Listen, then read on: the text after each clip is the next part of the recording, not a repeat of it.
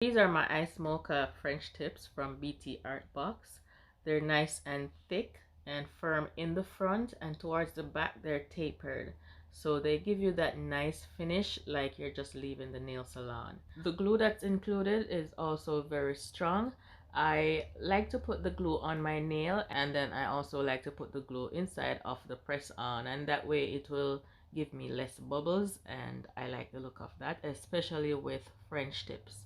And I hold each nail firmly until the glue dries, and that way it will give me less bubbles.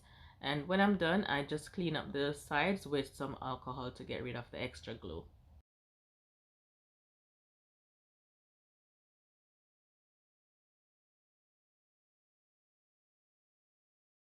See how nice and natural this looks? I'm really loving these French tips. And here's my final look of all 10 nails. I have wide nails, so I use the widest sizes that came in the pack. 0 is for my thumb, and it came in a pack of 30. I'm really loving these nails. They look nice and neat and natural, like they were professionally done.